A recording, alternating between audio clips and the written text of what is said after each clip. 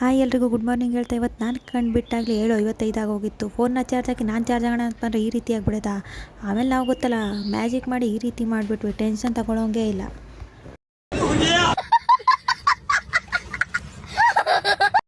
ಬಿಸಿ ಬಿಸಿ vegetable ಬಾತ್ನ ಕೂಲಾಗಿ ತಿಂದೆ, ಪಕ್ಕದಲ್ಲಿ ಜಾಮೂನ್ ಇತ್ತು. ಇದನ್ನೆಲ್ಲ ನೋಡಿ ನನಗನ್ಸಿದ್ದಿಷ್ಟೇ, ಸಂತೋಷದಿಂದ ಅಪ್ಪ ತಂದಿಟ್ಟಿರೋ ನುಗ್ಗೆ ನುಗ್ಗೆನ ಬಿಡಿಸಿಟ್ಟೆ. ಇದರಲ್ಲಿ ಐರನ್ ಕಂಟೆಂಟ್ ತುಂಬಾ ಇದೆ. ಇದ್ರ ಹೆಸರು ಜಾಗೃತಿ ಸೊಪ್ಪು, ನರಗಳಿಗೆ ತುಂಬಾ ಒಳ್ಳೆಯದು. ಎಷ್ಟು ಯೂಸ್ಫುಲ್ ಟಿಪ್ಸ್ ನೀಡ್ತೀಯ ಅಲ್ವಾ.